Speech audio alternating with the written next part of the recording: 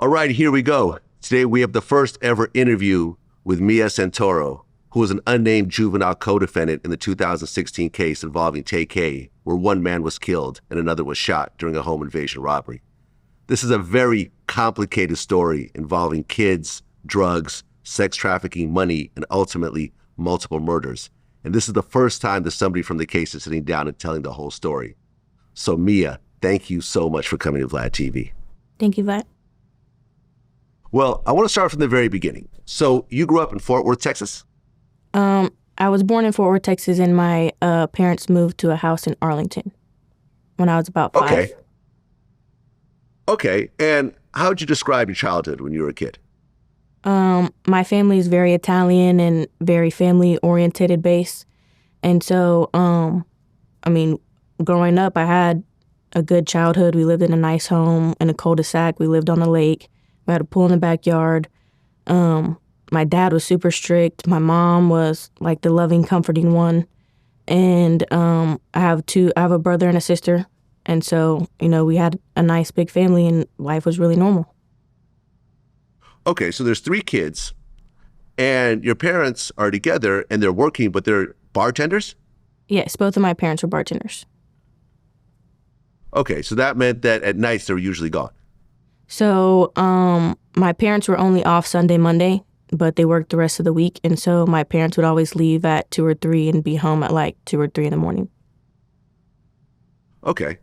And, as I was going through the whole story, you said that you were just left at home alone. And at one point when you were 13, you tweeted, I woke up to an empty house. My mom ignores me. Sometimes I wish my parents didn't work so much. Yeah. So kind of when I turned like 10, 11, my parents were like, okay, you're at that age, like your brothers can watch you. And like growing up, I spent a lot of time at my grandma's house when my parents were at work because I was so young. And as I got older and my grandma was getting older, I was just left with like my brother or my sister. And my brother's 5 years older than me, my sister's 6 years older than me. So when I was 10, 11, they're 15, 16, 17, and wanted to do their own thing. And so I either got left alone or dragged along with them. Now, your parents are bartenders, but they had somewhat of a drinking problem themselves? Yeah, for sure. Both my parents definitely growing up were alcoholics. Okay, and how did that affect you at home? To me, it was regular. I didn't know anything else different besides, like them coming home and having a drink or, on their days off, Sunday, Monday was like Sunday fun day. And, my parents, we had a pool in the backyard, they drank, but like sometimes my dad would get like super drunk and sometimes him and my mom would fight or, he would be pretty belligerent. And so I grew up in a household where I saw like a lot of fighting. My parents not a day went by where they weren't drinking. And I think it affected me a lot because there was no attention really on me. Like, they focused on drinking. I'm not saying that they weren't great parents. I had a nice house. I had food. I never went without a meal. I never went without new clothes. My parents took me to and from school. They were at all of my, functions. I ran track. I played basketball. I played volleyball. I did everything like a normal kid did. So in the time I didn't know that it was really affecting me until things started going a different way in my life. But growing up, my parents definitely were alcoholics. Okay, so you have an older brother named Vinny. Yes. And he was playing football, ended up hurting his shoulder. They gave him painkillers, and he ended up getting addicted to the painkillers. Yeah, so when he was in high school, he played football, and he was really good at Martin High School. And in one of his tackles, he hurt his shoulder, and he had to get shoulder surgery. And they prescribed him, like, opioids and, painkillers and everything. And because the surgery was so bad and so long, he was taking pills for probably about 2-3 months. And then afterwards, he kind of got, like, hooked on them. And so that's when my parents, they gravitated towards my brother because they started realizing, like, he had a problem. He was addicted to drugs.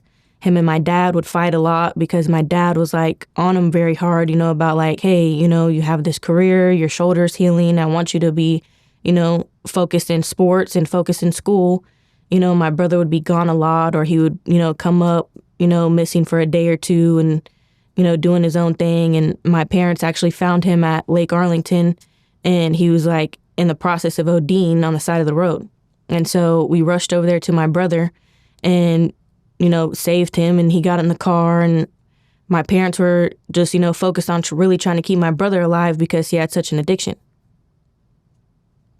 I mean, it was so bad that my brother, like, sold my mom's wedding ring, would take my shoes out of my closet, sell it to Plato's Closet. Like, he was in a really bad addiction, which ended up, getting him an 8-year sentence. Right. He got arrested for aggravated robbery and got 8 years. Yeah. Okay.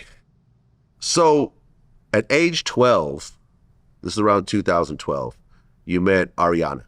Correct. And she was 17 at the time. I believe so. I mean, look, you're 24 right now? Yes. If you're 24 and you meet a 29-year-old, it's not really a big deal. Right. Right? You guys have a lot in common. But a 12-year-old and a 17-year-old, how does that friendship start? So like I said earlier, like I was either dragged with my brother and sister, if not like left at home. And so I started hanging out with my brother. My brother was doing drugs, hanging around people who, weren't the best people, influences on him or for me to be 12 years old to be around. And that's how I met Ariana.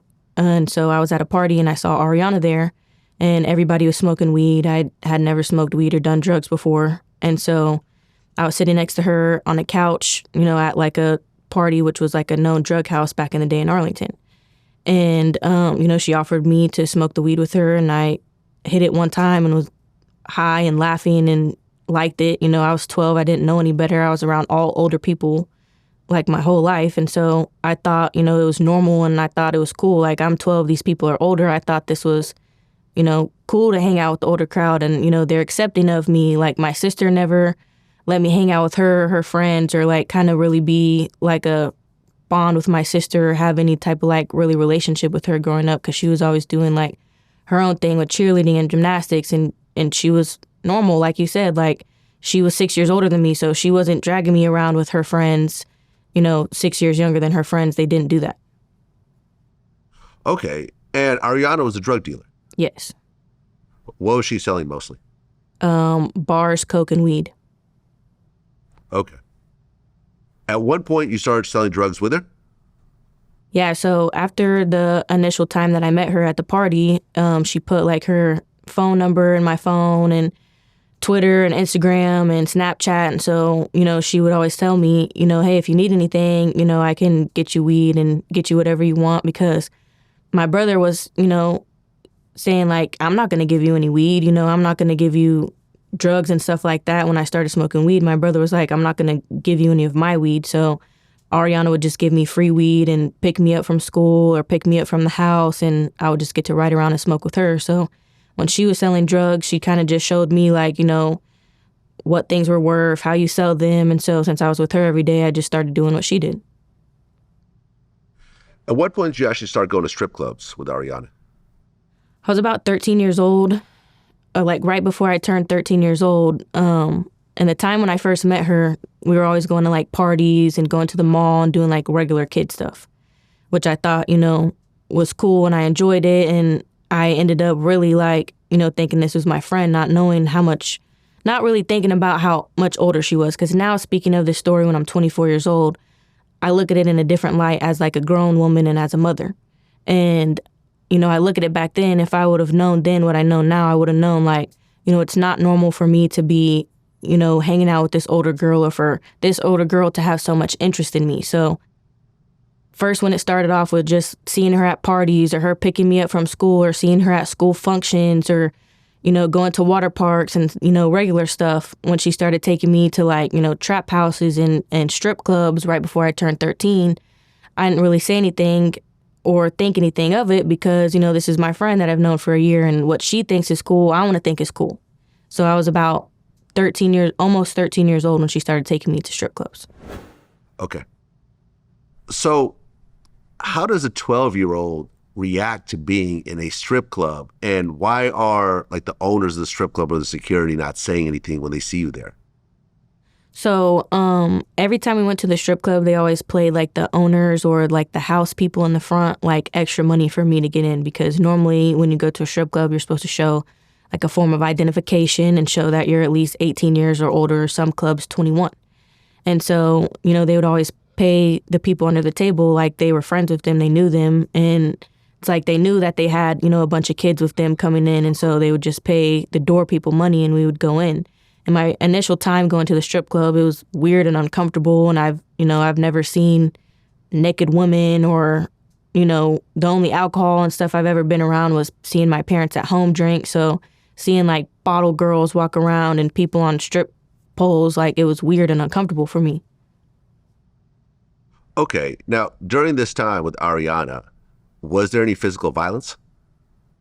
So it really started off, she was a drug dealer. I would see her sell drugs, and sometimes she would get into altercations with people. So I'd always see her be aggressive towards other people. She was never aggressive towards me until we went to this strip club the first initial time. And, I was hesitant and it was weird. And, like being so young, when you see sexual stuff, it makes you feel weird. It makes you feel uncomfortable. You feel like you're doing something wrong. And so, when we got into the car that night, I told her like, that was weird. Like, I don't really enjoy going to the strip club. And she had like backhanded me in the mouth and like started putting her hands on me and was like, you don't talk to me like that. Like, I'm your friend. I'm your best friend. You don't talk to me like that. Like, I would never put you in a situation that would make you uncomfortable or weird or that would hurt you. Like, why are you talking like that? Okay, so at one point in 2014, you're 14 years old, Ariana introduced you to an older man in his late 20s. Yes. Okay. How did that initial meeting go? So this whole time she's, still taking me to strip clubs and out of town, and I went to South by Southwest, and, I'm like gone from home from her, and she started telling me basically, like, for years I've been buying you weed and buying you shoes and taking you to the mall and taking you to strip clubs. Like, you're old enough to where you can start like hustling and, like pay me back. And so I'm thinking, like, okay, I'm gonna sell some drugs for her or, do whatever she needs to pay her back, because I'm thinking like, this is my friend, she always has money on her. I didn't think anything of it. And so she takes me to a house in Fort Worth, which happened to be right down the house from my grandmother's house. And I meet this guy, and she said that it was her cousin. So I didn't, I wasn't uncomfortable in the initial beginning because this was her cousin. Everybody was just sitting there smoking weed. And he brought me into the back room and was like, hey, can you help me like count some money? And so I go into the back room, and he ended up raping me that night while Ariana was in the living room. And I came out and I was like super uncomfortable and I was crying and I was trying to leave. And Ariana kind of stopped me and like told me like, this is how you're going to start paying us back. And what I didn't know that day is that he gave her $2,000 to buy me from her. Were you a virgin at the time? Yes, I was. Oh, I'm sorry you have to go through that. Okay, so what happens next? I went home to my grandma's house, and I wanted to say something to my grandma, but as soon as I got home, well, first, at this point, I'm living with my grandma. So my parents had seen that, my parents thought, their initial thought, like, she's being bad, she's being rebellious, we think she's smoking weed, she's hanging out with older people. My parents had already had multiple run-ins with Ariana at this time where they were, telling her, like, why are you hanging out with our daughter? My brother had told her, like, why are you hanging out with my little sister? My sister had a run-in with her, saying, why are you hanging out with my baby sister who's not even a teen yet? This is when I was still 12, about to be 13. So my parents, were like, hey, we're trying to focus on Vinny right now. At the time, my parents had been going through infidelity issues, and it was just too much for them to handle. My parents were at a point where they wanted to break up and get a divorce, and my mom was always covering for my brother, and nobody was really paying attention to me, and I was getting in trouble, and I was hanging around the wrong crowd, and, at this point, I'm like smoking weed and doing drugs with Ariana, popping bars and drinking lean. And so my parents were like, she's too much to handle, send her to her grandmother's house. And so I went to my grandmother's house, and I went home that day after the initial rape.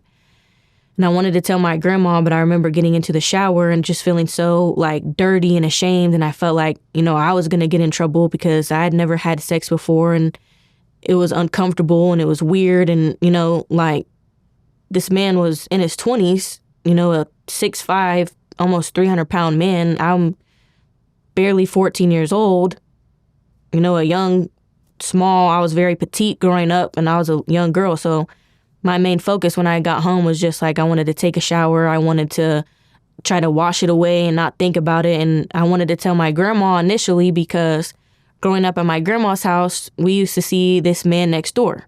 So I was already pretty comfortable with, I didn't know that this was her cousin because growing up next door, my grandma had a friend who, sometimes would watch me, and my grandma would go to work and, they had kids. There would be bounce houses outside. We would hang out next door, and he would often, pull up next door because that's where his grandmother lived, right next door to my grandma's house. But his real house was around the street, like down the street. So I'm scared that if I tell my grandma, her friend's going to know and they're going to tell the guy. And he, told me if I told anybody that he was going to hurt me even worse. They had guns in the house. They were always beating people up. And so I didn't say anything in the beginning. How long after the situation did you actually start stripping? So after the initial situation, she would take me to his house a couple more times after that, where he would rape me more and more and like tell me, you have a debt to pay back, and I'm going to show you how you're going to pay that debt back, and if you tell anybody, these are the consequences A, B, and C. And so, I just went along with like, okay, I'm going to do whatever they need me to do. So they took me back to this strip club that I had been going to for a couple years, and the bouncers already knew me, the strippers already knew me, the front house people already knew me because this is the place where they used to go hang out and sell drugs at. And they would bring me along for years. So they're like, well, you already know this place, you already know, you're familiar with everybody, so we're just going to have you first be like a bottle service girl and you can do bottle service. And so I get to the club and they put me on, lingerie, and they put fishnets on and they put high heels on and they do my makeup and they put wigs and they put long hair and all types of stuff on. And, I was shaking and I was super nervous, and I told them like, I don't want to do this. And I tried to leave the strip club that night, where they beat me so bad and then dropped me off at a Taco Bell unconscious. Well, during this time, you're living with your grandmother? Yes. I guess the question is, why do you go back? You have a place to live. So everybody asked this question, and this was like a really big question for everybody, like the DAs and the judge, like, in everybody's mind, they think that, have you ever seen the movie Taken? Yeah. People think that you physically have to be stolen from your home or tied to a bed or in handcuffs, or you have to have a gun to your head 24/7 for you to be, forced to do something or taken back to the people who are initially hurting you. Well, when you're a 12, 13, 14, 15-year-old little girl, you don't have the mindset of, I'm 24 years old right now. Nobody could do that to me today. I know how to ask for help. I understand what they're doing is wrong. I know that there's resources out there to help me. When you're 12 and 13 and 14 years old and you're getting raped by older people that you feel you're comfortable with, your parents aren't paying you attention, your grandma works 2 jobs, you don't want to burden her or make her feel like, I'd already got sent to my grandma's house. If something's going wrong at my grandma's house and these are the people who live next door and down the street from her, then where are they going to send me now? Where am I going to live? What are they going to do to me? Am I going to be in trouble? My dad was always super hard on me. And, my dad comes from a very strict Italian family where his dad was in the military his whole life, so he was the type of person, like his initial thought is, what did you do wrong? And so me being a little girl, I'm like, I don't want my dad to know that this is happening to me. He's going to feel like I'm in trouble or I'm doing something wrong. And so when they started really taking me to the strip club and making me strip and beating me up, and I initially came out and I asked for help and I told my parents I'm being raped. They're taking me to strip clubs. And so my parents took me to a police station, and the police told my parents that I was crazy and that this is a cry for attention because I was a bad kid, and they put me in a mental institution for 2 weeks. Wow. And then in this mental institution, my mom came and visited me. And, mental institutions, when they have kids that are bad or they think you're a nutcase, they pump you up with a bunch of drugs. So I just went from being with these people who pumped me up with a bunch of drugs and was raping me and making me go to strip clubs, now to a mental institution where they're pumping me up with drugs. My mom came and visited me one day, and I'm foaming at the mouth and slobbering, out of my mouth because I'm so drugged up in this, mental institution. So my mom saw me, drooling at my mouth, and she went to like the director and was like, look, I want to take her out myself. I don't want her here anymore. If there's something going on with our daughter, we're going to figure it out ourselves. So my initial outreach and outpour to my parents was just kind of like, you're a liar. The police called me a liar. My dad, as a man, was like, you can't put those allegations on anybody. You need to give us names. You need to tell us who it is. You're not going to put those allegations on a man that can put somebody away for life. So if you're lying, tell me right now. So I'm already thinking, he thinks I'm a liar. So I'm like, okay, I'm lying. I'm not going to tell you anything else. So I got taken back to my grandma's house. My grandma's the one who was like, there's bruises all over her. She looks malnourished. She won't eat. She doesn't talk to anybody. She's so different from the little girl when she was growing up. Like, there has to be something going on. So anytime my grandma tried to talk to me, I would just cry. And, my grandma would hold me and, tell me, like, you can tell me what's going on. And I never told anything or, wanted to tell them who it really was or what was going on. These people were beating me, putting guns to my head, burning me with cigarettes. I had a permanent tattoo on my arm where they marked me as their property. I was sold to a man for $2,000. At 12 and 13 years old, I didn't know what that meant. I didn't want to go to the strip club. I didn't want to be raped. I wanted my parents to believe me, and they called me a liar. The police put me in a mental institution. It was like time after time, as I'm trying to get help, and I want to tell people, and I'm telling my trafficker, and I'm telling Ariana I don't want to do this, and I'm getting beat up so bad. I have scars on my eyebrow. I'm being drugged. They're roofing me. I have a permanent scar on my arm where they're shooting me up with drugs. So I'm not in a headspace where I'm like, okay, I have to get help. My headspace was, I have to make it through this night. I have to pay this debt back. I have to do what they tell me to do because I don't want to get beat up, or I don't want to get raped, or I don't want, some drugs in my arm that make me so sick and throw up. So it got to a point where they're putting so much drugs in my arm, I was missing for over 3 months, and this is when the trafficking started, where they would have men come into hotel rooms and pay for me, and I'm just on a bed, and there's men coming in, 30 men, 40 men, 60 men a day. They're making so much money. I can't even look up. There's throw up all over the bed. I'm literally 14 years old. And this whole case and this whole time, I've had judges tell me, you enjoyed what happened to you. You like that lifestyle. No, I was 14 years old being drugged and raped in a hotel room. I did not enjoy what was happening to me.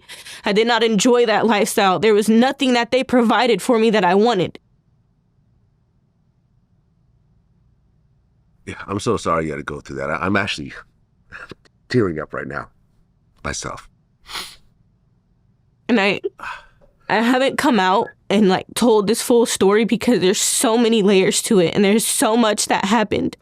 And I've seen what the internet says, and I know how people react in the comments, and I see people say oh, she's a white girl, she got white privilege, she got out. That's not what happened, and I'm here to tell the real story about what everything happened, because nobody looked at me as a victim.